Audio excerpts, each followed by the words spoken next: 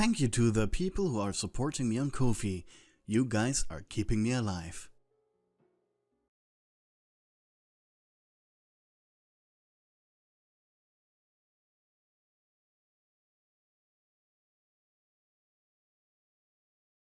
Every person working at the Pizzaplex had their little quirks and the ways how to deal with the twitchy machines. Monty was violent. Roxy didn't listen to commands. Freddy was too concerned with customers to respect employees. And Chica was the opposite of Roxy and needed constant attention. At least the other two robots of the Pizzaplex were more agreeable. DJ Music Man from the Western Arcade was following his exact schedule and very rarely got distracted. And the daycare attendant was incredibly efficient. Scarily so. But there was one problem he had, though. The daycare attendant had incredibly lackluster imagination and an obsession with following the tight rule set of the daycare, often to his or a customer's detriment. With the exception of the DJ, all animatronics required personal touches in dealing with the shenanigans they got up to, especially at night. Under the very few night shift guards was an unwritten law. Each night guard must have a different way of dealing with each robot's quirks, while still being within Fazbear regulations and ethics, as few as there were. The muscle-bound Dimitri used his military training to quite literally wrestle the robots into submission. Kevin, the on-duty engineer of the Pizzaplex, while not a guard, had his interesting way of speaking to the robots. He would aggressively shout unimportant orders, such as "get out of my way", while calmly giving more important tasks, such as hold still during an operation. This way of doing it somehow only worked for him. You had tried it yourself, but you just didn't carry the same authority. You had come to the conclusion for yourself that the best way is to just wing it, as you were quite good with asserting situations. Just one animatronic eluded you. Moon, the other half of the daycare attendant. Moon was stricter than his son counterpart. He demanded absolute authority. Thankfully, his programming put you above him. So while he could be annoying, he was also very docile, as he was meant to assist the night guards during the blackouts that happened twice during your night, when the energy was rerouted to charging up the batteries of the recharge stations. While nice on paper, during the blackouts you just wanted to relax. And judging by what Brian, the leader of the day shift and very occasional drop-in night guard, was saying, he took a nap during these. So you were in need of figuring out how to get Moon off your back, so you could appropriate the airbed Brian had set up into parts and services for yourself. You needed a distraction, something Moon could occupy himself with whilst the power was off. One of the main things a night guard was responsible for was getting every animatronic into their rooms before the morning shift began, as during that time the robots would charge for the day. Your initial idea had been purposefully leaving Freddy outside, but the bear animatronic had been too easily convinced by Moon one too many times, cutting your blackout time short.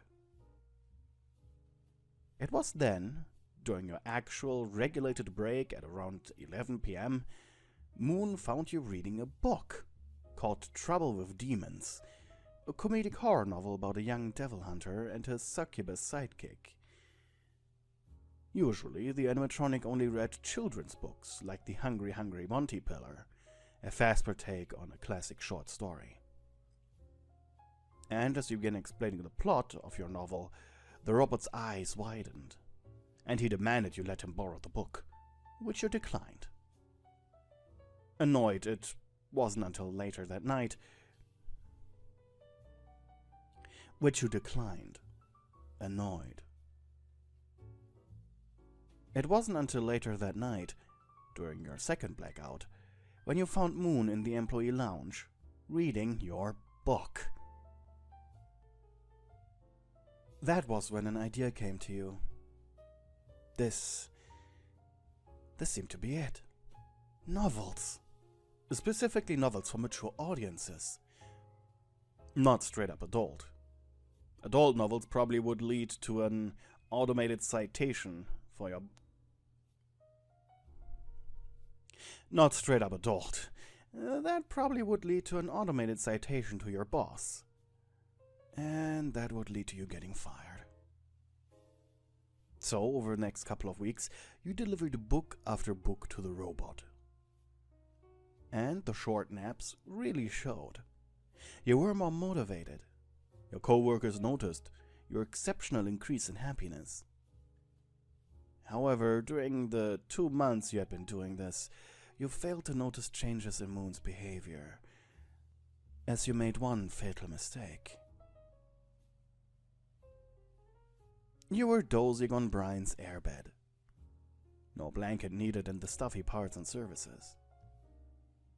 The smell of oil and machinery was all around you. At first it had given you a headache, but it was comforting now. Your brain understanding that the smell meant a nap, peace and quiet. Even the broken endoskeleton that just stood in the corner, occasionally twitching, had become like a friend to you. Such is the life of the night guard at the Pizzaplex.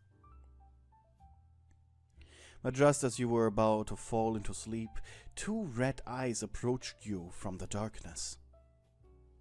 The blackout left parts and surfaces completely, almost nightmarishly dark, so the 2 eyes were quite horrifying to your unprepared mind. "I hope I didn't scare you, Miss Nightguard," asked the metallic voice of Moon. "Actually, yes, you did," you shouted. He bowed before you apologetically, just barely able to make it out thanks to the light emanating from him. "What do you want?" you snarled. I wanted to ask you something. Your help, Miss Nightguard." You blinked. "Wait, what?" "Please." Suddenly something cold and hard took hold of your hand. Every muscle tensed, but you understood it was him. It was the second blackout and you already napped once. So fine, you could skip this one. "We only have an hour, so, if you please." Fine, Moon, fine. Lead the way. Defeated, you let him help you get on your feet, before he slowly guided you towards the exit. The closer you got to the atrium, the more light you could make out. During this time, only emergency dim lights were on, but by now you had memorized the Pizzaplex so much that even with this minuscule lighting, you could see. And soon you realized you were going to the daycare of all places. What do you... Shush.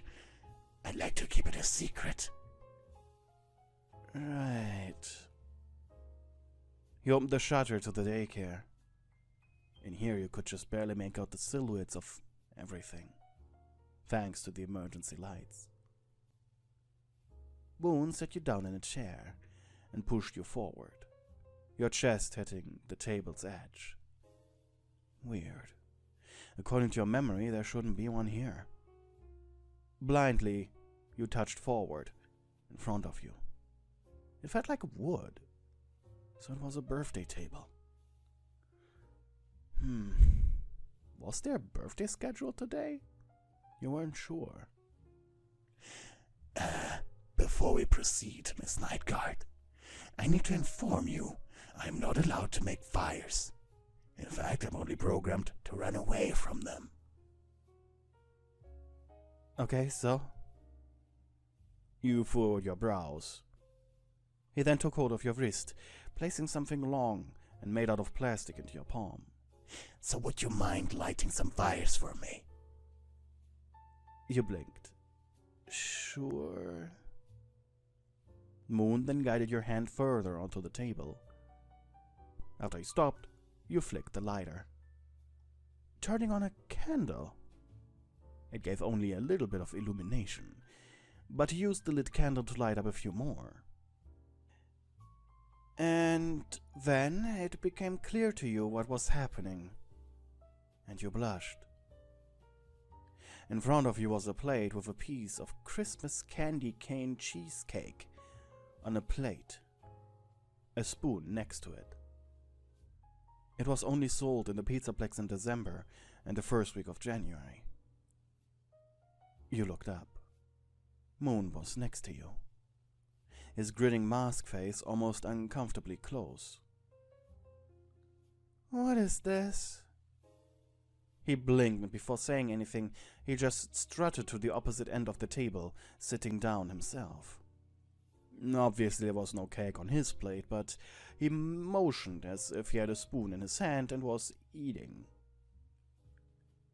What is this? You asked again.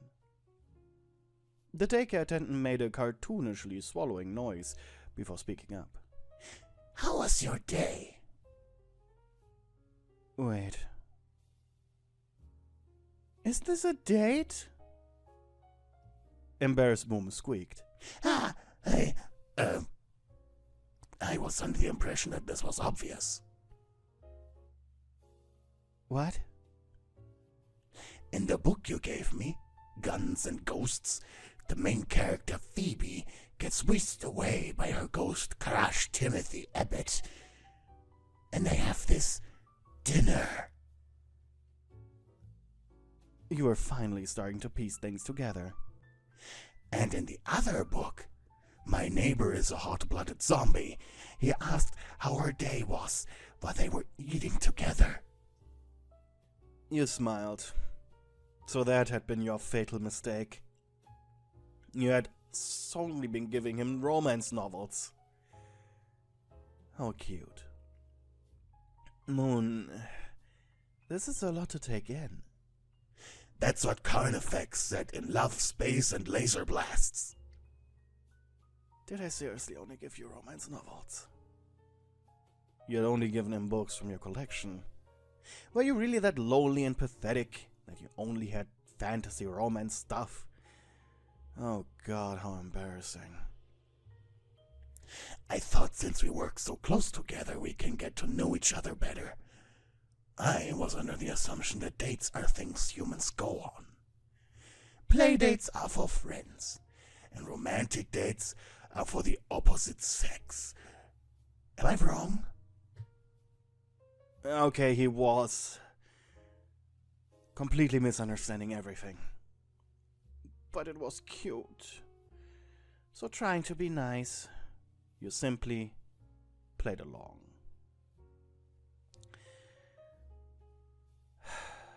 Well, Moon, you said.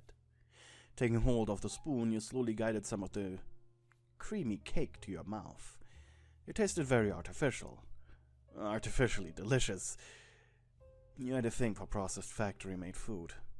Probably as a result of your own mother being a terrible cook when you were a child. Always using way too much salt.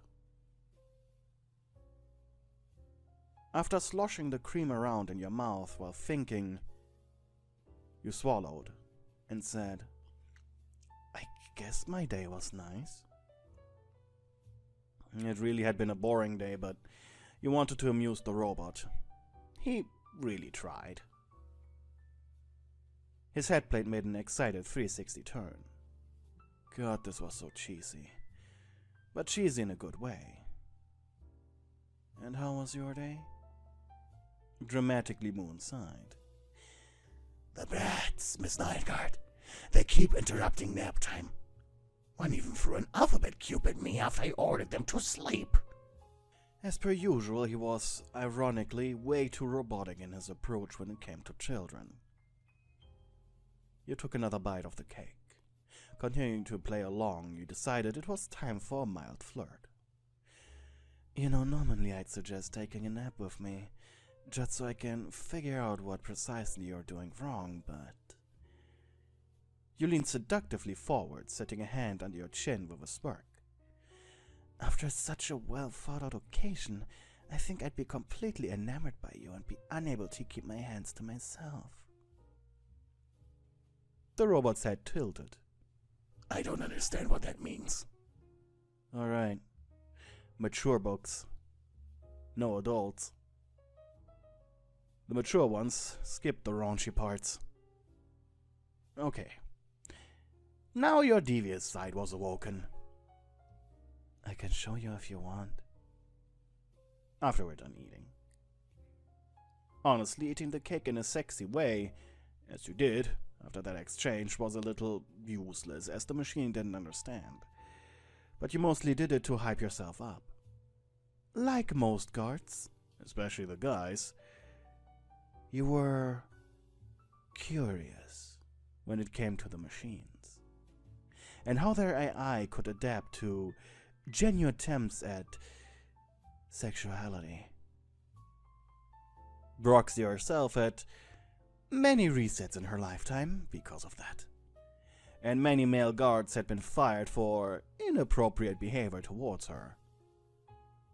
The secret key was to get what you wanted, with the machine's consent, and not getting a citation.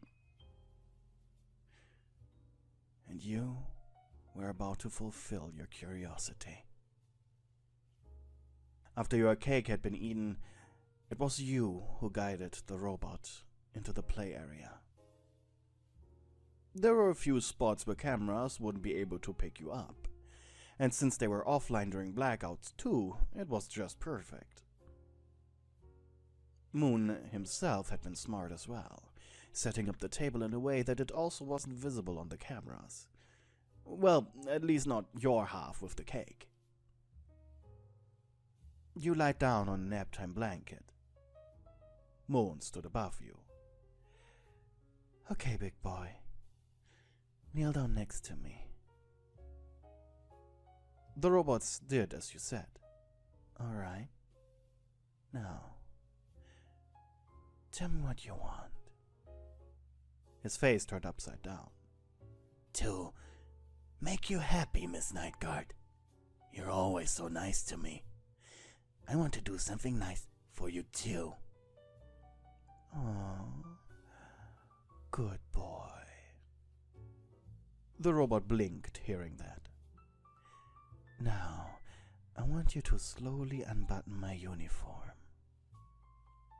The robot did as instructed, with mechanical precision, quickly, efficiently. And now, climb on top of me. Try not to crush me, alright? And then do exactly what I tell you to do. He nodded. Carefully he climbed over you, his face very close to yours. Okay. You pointed at your chest. I want you to use your big boy hands to fondle them while you kiss me. Got it? Yes, Miss Nightguard. His hands began exploring you as his facial plate gently bumped on your puckered lips.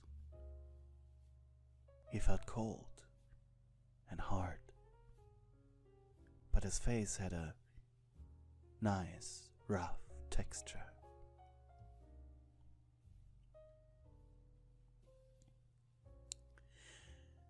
Sadly, the fun with Moon didn't last long, as his inner clock made him retract his fingers from you. Miss Nightguard. You were heaving. He was really good at this, almost as if someone had programmed him with the knowledge of that. The lights will turn on soon, he said. Drunken from the pleasure, you had gotten up. You were on your knees, It's okay, baby, you hushed as you licked his fingers. When the lights suddenly turned on. For a second, or two, it was quiet. And then... Oh, hello, Miss Night Guard! What are you doing in my daycare? And why are you licking my fingers? And where's your uniform? Crap, you could already hear the citation being printed in your head. Medical emergency. Moon saved my life. Sun's head rotated happily. Ooh, and then it's understandable. Crisis averted. Job saved.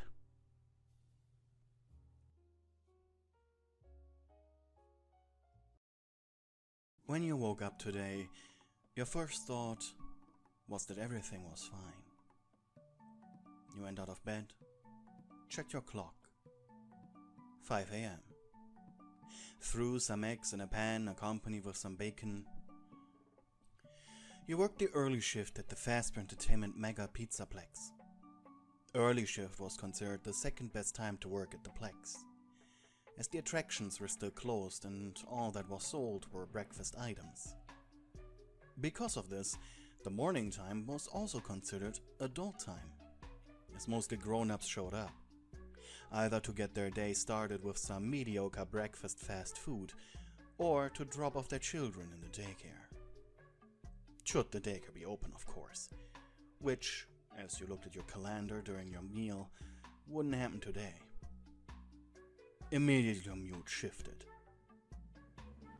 It was the 5th of November, the day the Halloween decoration was taken down, and animatronic Halloween costumes were removed. Damn it, you growled. Early shift was responsible for event decorations, meaning this would be a busy day. The entire reason you joined this shift was to avoid that. Hard work. Worst of all, you'd also be setting up the Christmas decor, so it was double work. Not that you were someone who avoided work. No, that was a lie. You were too lazy to change your sleep schedule to participate in the night shift. With a sour mood, you finished your breakfast, before pouring some milk into a thermos can, adding some chocolate powder to it, and some of that sweet cream spray. You shook it a bit, before taking a sip, just to see if it was to your liking. Afterwards, you put on your clothes, and left the apartment you called home. Sure, your life and job wasn't glamorous, but at least it was boring. Not many people could really appreciate a boring life. You lived somewhere close to the Plex, so you used a bicycle to get to work. It was still early enough, so there wasn't a lot of traffic, filling you with a feeling akin to the quiet before a storm. You entered the Pizzaplex at 7 a.m., being about 20 minutes late. Inside the employee changing rooms were a few of your co-workers. They seemingly just arrived as well. Bored expressions, yawns everywhere. It was then you noticed a giant mountain of muscles. It was Dimitri. Dimitri Popov, alias Terminator. He had the night shift and was getting ready to leave. Or at least that's what he was supposed to do. The giant Russian bear just sat on a metal garden chair inside the locker room, quietly snoring. Terminator even was still wearing the Fazbear Halloween uniform, which was just a red variant of the regular one. "What's up with the big guy?" you asked one of your co-workers. She snickered back at you. "Apparently the streets at his neighborhood are being ripped open to do some pipe work. He hasn't slept in days. Oh, poor guy." After switching into a uniform, you walked over to the task board for the early shift. And you huffed. Your duty today was taking down the decorations in the daycare. Dang it. You specifically asked not to clean up there. But of course Brian, the day shift leader, would put you on that, just to annoy you. The problem with that mission specifically were two reasons. For one, most decorations were hung up so high you needed to use the ceiling pulley system, and you were desperately afraid of heights. Secondly was the twitchy robot, Sun, or in this scenario, Halloween, his moon half was active during the day. You sighed. It was obvious that Brian knew this would take you the entire day, as there was no other job listed for you. At the very least, you didn't have to do anything else today. You stepped into the Halloween-decorated daycare minutes later.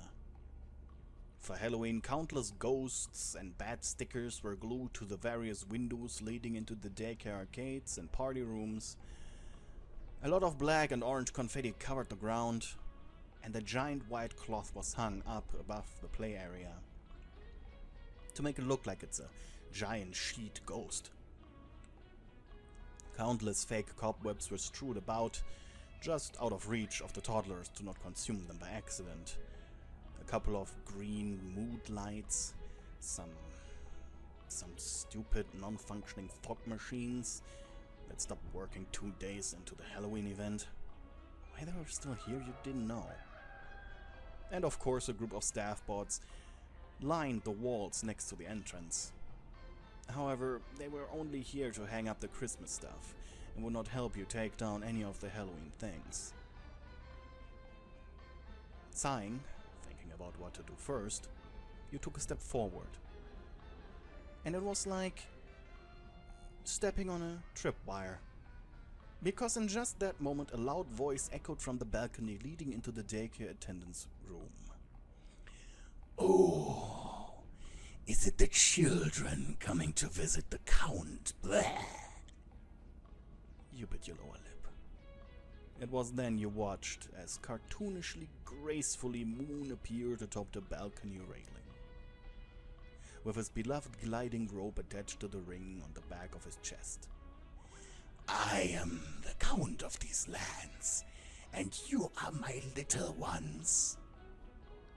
Moon, you shouted up to him. We will have a lot of fun today, and... Moon, you shouted again, this time louder. Who dares to interrupt the Count's speech? Blah! The robot looked down at the play area, irritated. Children? Oh no, is this place haunted? The robot shivered a little. I'm right here. Finally he noticed you. Oh, security guard. I haven't seen you there. What brings you into the lair of the Count? The robot jumped off his elevated platform and slowly roped down. For Halloween his face had been colored black, the teeth of his mouth painted with glowing paint, and black and red pants had been awkwardly shoved onto his naked endoskeleton legs. The robot quietly approached you, head spinning excitedly. What gives me the pleasure of serving an adult today? Moon, it's the 5th of November. You deadpanned. Please report to Parts and Serve... Oh, Miss Nightguard, please don't send me to Parts and Services, cried the usually very calm and serious robot. I love this so much. The little brats, they haven't broken a single rule of my daycare. All throughout my time being awake at daytime, I didn't need to ban a single one. Also, I really like calling myself the Count. This gave you an idea. Right. You smirked, remembering something from Brian Chesterton Crawford's self-written employee rule book that he handed to every new worker at the Pizzaplex, under the nose of its owner, Amir. If a machine can do it, let the machine do it. and just make it look like you were doing it. You're a count, right? I'm a vampire. Blah. Right. Vampire. Sure. You suppress the sign. How about this, dear Count? I let you suck my blood if you do me a favor. I am not equipped with the ability to harm a human. Fine. How about I let you suck my neck? How's that sound? The robot blinked. Proceed with your explanation, Miss Guard. With a white smile, you gently tapped his shoulders encouragingly. I'll let you play Count for a little while longer. I'll pretend to be your vampire hostage, and you have to prepare for a fast retreat as the vicious winter elves of Santa Claus are coming to You needed to think for a moment. But judging by the robot, he was sucking up every word you said with childlike glee. They want to exorcise your castle and turn it into a toy factory, so, you need to collect all your dastardly tools and important spooky items to, hide them. Yes, so they don't steal them. Brian probably would have said all of that without much thinking and then sit down somewhere to play Plants vs. Zombies. Problem was, by calling yourself a hostage, you accidentally volunteered to participate in the vampire roleplay. Well then, Miss Harker. You put a finger on the robot's mouth. No, not doing that. The robot blinked. You are asking me to do your job, Miss Guard. The least you can do is be more enthusiastic. You raised an eyebrow. Since when was this robot so sassy? Sighing, you let yourself dramatically fall, the rod quickly taking hold of your hips. Oh, help me! This beast has captured me. I am no mere beast, Miss Harker. Blah. I am a wild animal. Immediately, the robot picked you up, holding your bridal style in his arms. Jeez, if you had known he'd do something like this, you would have suggested something like this much sooner. However, you then yelped as the rope pulled him upwards. Your screams of fear were now genuine, as he whisked you away into his lair atop the daycare. On shaky legs, he set you down. Well, then, my beloved Mina. Your lips quivered as you looked down at the drop, feeling vertigo immediately settle into your stomach. I must go, for the elves are coming. He jumped forward, taking your left hand in his, kissing it. I shall return to thee, my beloved.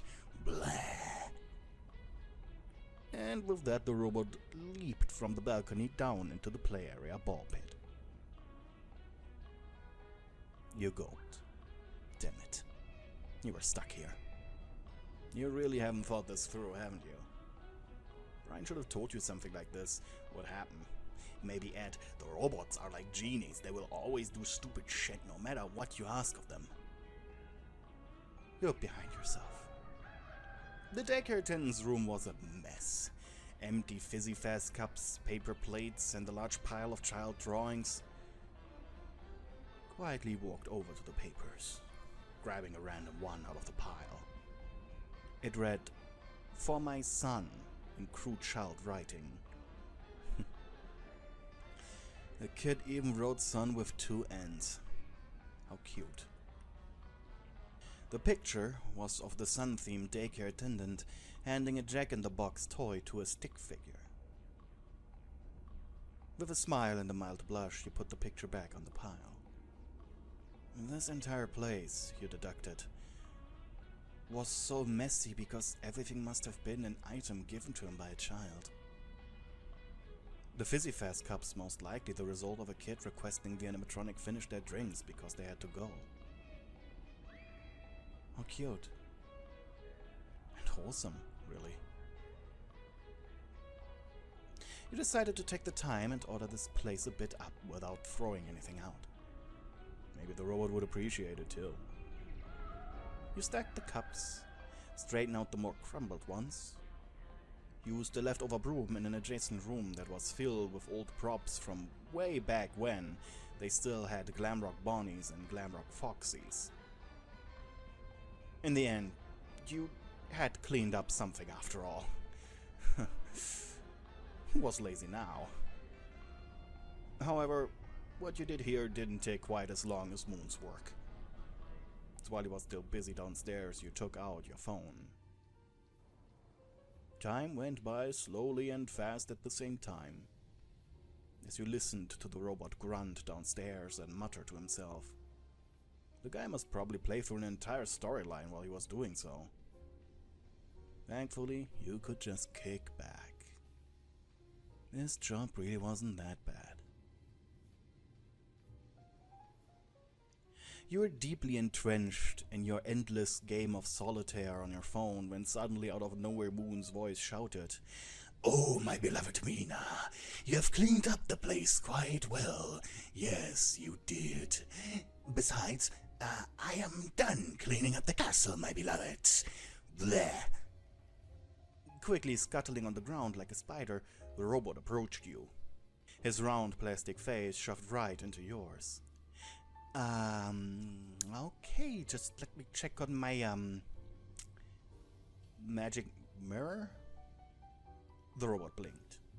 "But, Mina, my dear, magic mirrors are solely used for teleportation. Specifically teleportation to get home." Okay, who fed this machine Terraria trivia? Probably Brian. Fine, then my magic stone slab. Moon shrugged. "I can accept that." Alright. Quickly opened your bag and pulled out your security tablet, checking the cameras of the daycare. And to your surprise, all the Halloween decoration was gone, and deposited neatly in 3 large cardboard boxes. Wow, impressive. "Now, my beloved Mina," said the robot. You barely had any time to return your tablet back into your bag before the animatronic embraced you, lovingly. "I must feed on you, bleh. Uh-huh. But I can't, for then I must live eternity without you. Right. I must turn you." The robot let go of you just to make a dramatic pose. Thank God vampires aren't real, you thought. You couldn't handle it if there were an entire species of undead acting like this. After he was done explaining in the tiniest detail how much he loved you, and how his unbeating heart felt warm again after seeing you, blah blah blah, his arms snaked around your hips, and his flat plastic face booped your shoulder a few times. It actually tickled a bit, so it wasn't unpleasant. However, it was during this, his excited, faked kissing noises became sobs. He was crying. "Hey, big guy, what's up?" you asked carefully. "I'm having so much fun right now, Miss Guard, and tomorrow I'll be cast back into the shadows. I will not see you again until next Halloween, if anything." Okay, so the roleplay was over. "And you will probably quit before that. They all do that. Everybody just quits after a year of working here." Moon? "And then I will never see you. And I will. And I will." Grabbing the robot's collar, you forced his face into yours. Almost angrily, you shut your eyes as you kissed him. That finally shut him up. Finally.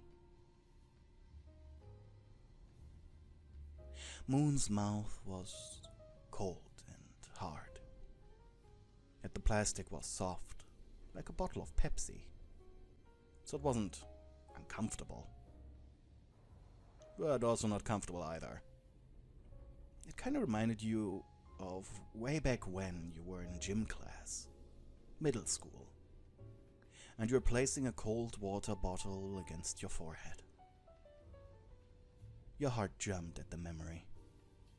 So much nostalgia. It was nice.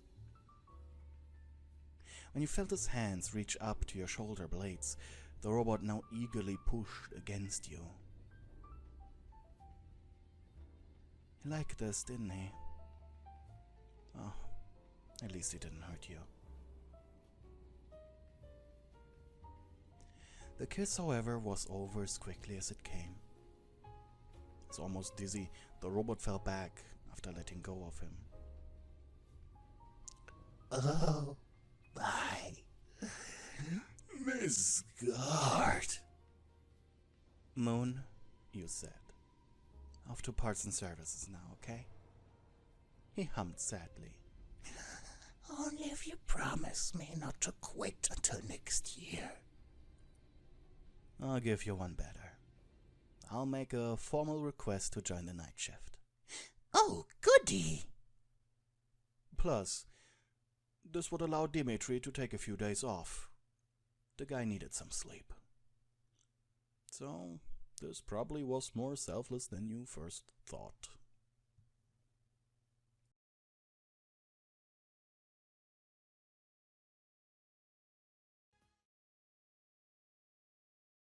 A rush of emotions hit you like a brick wall as you watched your high school bully, Billy J. Michaels, approach you with his goons. So far, the group of bullies hadn't seen you. However, you were concerned. You bit your lower lip, knowing full well he would push you into a corner without cameras and do things to you. The man knew exactly how to hurt you in ways that couldn't be traced. At least, he never went that far. And by that, in a certain direction that would leave you scarred for life. But still, you'd really like to avoid any confrontation with the 18-year-old. Quickly, you looked behind yourself and sighed in relief. There was one door. Sure, it had employees only written on it, but what could possibly go wrong? The most famous last words of every drunk guy with a motorcycle and a ramp in front of them. Feeling like a cheeky child about to play a prank on their parents, you quickly weaseled into the employee-only room. As you slowly backed away from the now closed door, you sighed in relief. All you needed to do now was wait here. God knows how long, and pretend you never were here to begin with. Hoping this closet had something to spend your time with, you turned around and almost shrieked. A yawning, dark abyss outstretched before you. Oh no.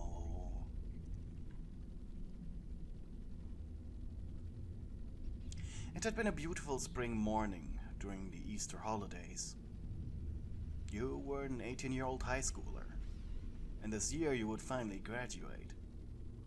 In preparation for this, your dad sent you to various places around your city to apply for internships, so that there wasn't a day when you were out of school where you didn't have a job. Your job search had sent you across town, and not having a car was kind of a huge handicap. Your search had led you to the Fazbear Entertainment Mega Pizzaplex. Try saying that 5 times in a row. Of course, they weren't hiring at the moment. But also, you had come all this way and paid the entrance fee. So might as well. You could enjoy your day at the Plex. So far you had played 4 rounds of Phaser Blast. And you would have played more if the day shift guard, some lanky dude, a guy named Brian, had sent you on your merry way for kinda ruining it for the other children by always winning. After all, you were 18 and they were like, what, 8 to 12? Other people at your age would have probably just flipped the guy off, but you're way too timid for that. Plus, you were 18, so if the franchise banned you, it would be permanent. And you really enjoyed the yearly summer special at the Megaplex, called the Exotic Palooza, where all the animatronics would be dressed in Hawaiian shirts, play those funny drums that made the pleasant ding sounds, and of course, Pineapple Fizzy Fizz was finally available again. You had made it your personal mission to drink at least 1 cup of that a week whenever the special was in progress. You scratched your chin as you looked into the blackness of what you assumed were some sort of maintenance tunnel. You couldn't help but feel both excited and curious. After all, it wasn't every day a customer could get a peek into the skeleton of the Megaplex. You turned on the flashlight of your phone, its tiny LED light just barely enough to penetrate the abyss. Slowly you inhaled, then exhaled. This was exciting. And then you took your first steps forward. The maintenance tunnel wasn't pure blackness for long, as you happily noticed. It seemed that every 50 meters there was a small white neon tube attached to the concrete wall. Some of them were a bit weak and clearly needed replacements, but man, this place was still super cool. Sure, maybe a bit dusty, and the droning of the ventilation system was making you a bit nervous, but still, this was better than having to listen to Billy's insults. Lucky for you, it wouldn't be long until you got the company of a certain moon-faced animatronic. As while you were wandering the darkness, the daycare attendant just finished his routine checkup in parts and services.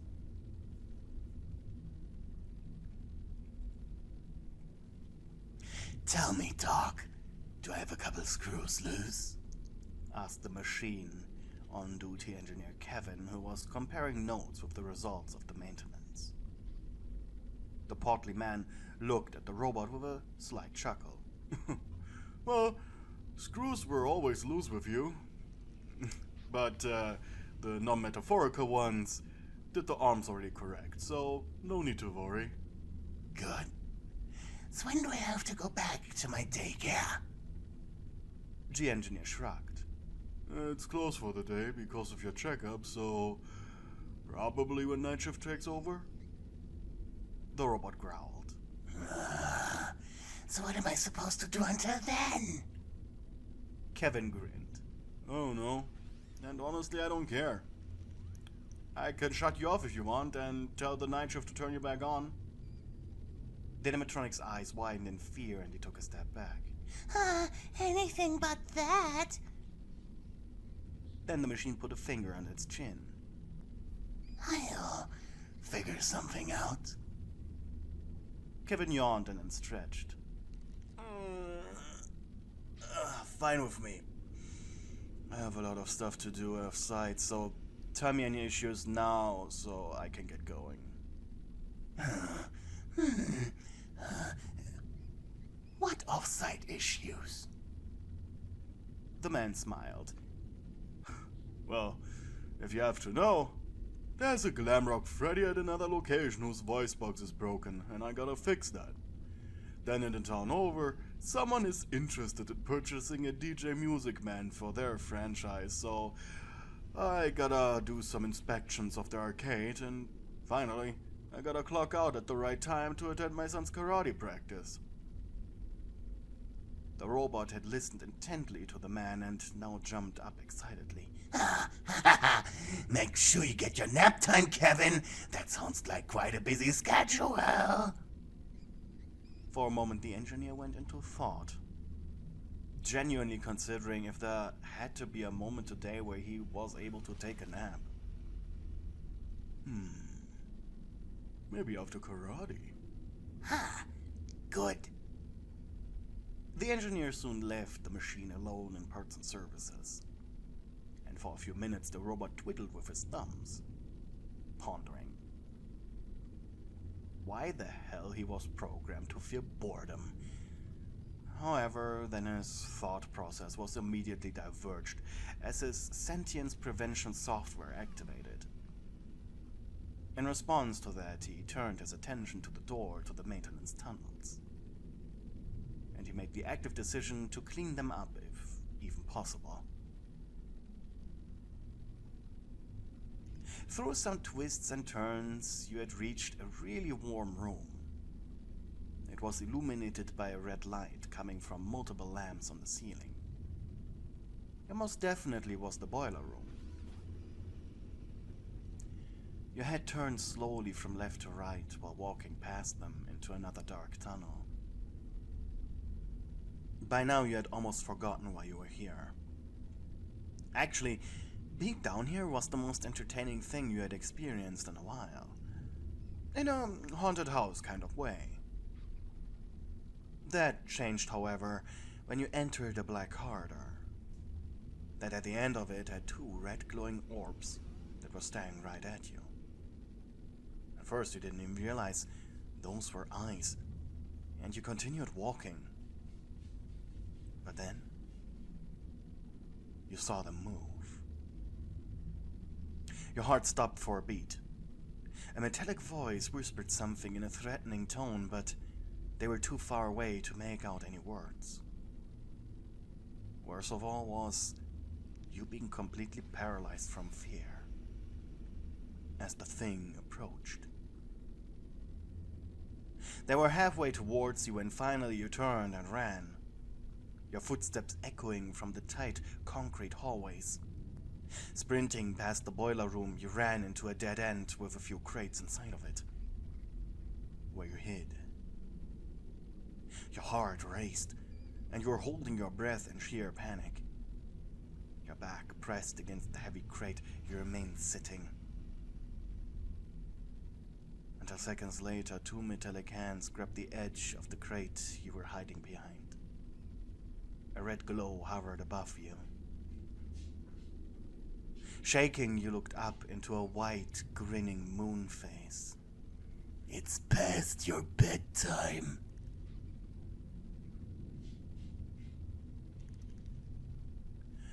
With a flushed head, you were walking next to the animatronic who had scared you half to death. After roughly pulling you out of your hiding spot, he had threatened to file your misbehavior, so that an actual human employee could then ban you for trespassing. However, you haggled the machine down to simply escorting you out of the maintenance tunnels. As the two of you were walking, the robot suddenly began to speak. Curious. Why are you even down here? I am just a rule breaker. If the reason is good enough, I promise I won't file your infractions. You shook your head. No, you stuttered. I was in the Western Arcade, playing the arcade port of Five Nights at Freddy's 2, when I heard someone's voice. The robot looked at you with interest. It was nice having someone to talk to and actually listen to what you had to say, even if it was just a machine. It was the voice of my bully and his gang of nitwits. And when I saw them, I guess I just panicked and ran down here. Moon's face tilted upside down. I see. Calculating response. For a moment he went quiet. Response not satisfactory. Oh. The machine then hit his head. Maybe you should tell an adult. I'm 18. The machine stopped walking and just looked at you. You are? Wait, adults still do bad things with each other? I mean, yeah. I thought you're supposed to leave childish things behind. You shrugged. Just because we're supposed to doesn't mean we do. He narrowed his eyes. I guess. But doesn't your programming force you to flash those emotional beats you're not supposed to have? Well, we're not machines, we're humans. It doesn't work like that. We're biological. The robot crossed his arms. Response not found. You smirked. Am I confusing you? Moon shrugged and then continued walking. You could have just waited in front of the door. And passed the opportunity to explore this place? Nah. I guess. You looked at your companion. And what are you doing here? He hissed. I've been undergoing maintenance today. So they closed my daycare the entire day. For just 1 hour of routine checkups. It's ridiculous. But I understand. I could have been broken, and the repairs could take longer. Still, it's annoying. I can't check if my children are having their nap time.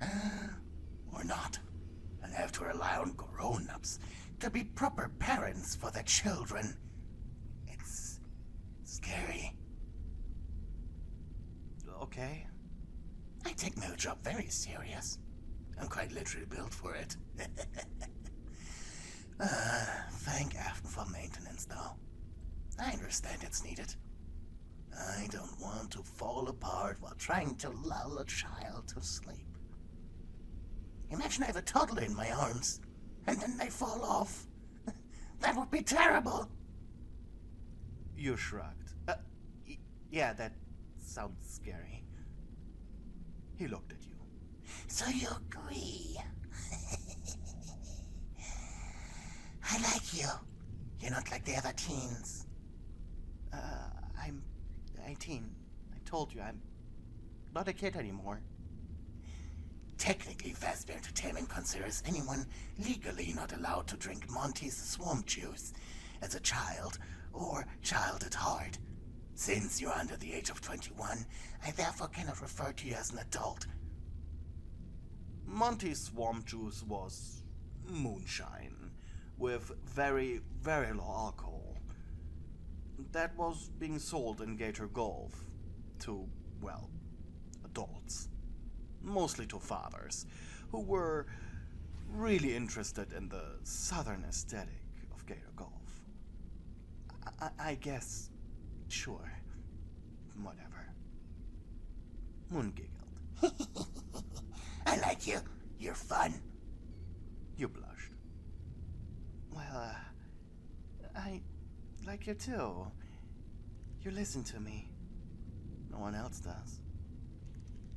He stopped walking for a moment, looked to his right, into a different hallway. Let's go this way. He hushed. Why? The exit is just a few... I said follow me. You took a step back, but he was already going forward. After catching up to him, you simply asked, "Why are we going this way?" The robot snickered. You are being hunted by bullies, correct? I'm programmed to lead you outside, correct? You don't want to leave the tunnels. Scared you run into the bullies. So we're going along a route. You avoid your bullies. I fulfill my programming. Everyone is happy. You opened your mouth. That was incredibly nice of him. And then you smiled. And gently leaned against him. Moon stopped walking for a moment. And the two of you looked at each other. "Thank you, Moony," you said before leaning forward and kissing the machine's forehead. "You're a good boy." The machine, however, jumped back, his eyes glowing a bright crimson as he jumped up and down. You kissed me! You kissed me! Both hands pressed against his cheeks. Did I break you? No, no! He now pushed his entire body against your chest. I don't know how to compute this! I don't know how to compute this! I'm panicking! In this minor freakout, he almost banged his head against the wall, so you quickly took hold of him. Tightly hugging the machine, he eventually calmed down. Response calculated.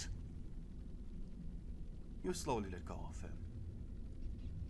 And he tilted his head. I accept it. And smile. He tilted his head to the other side. And blush if I could. What I mean is, thank you.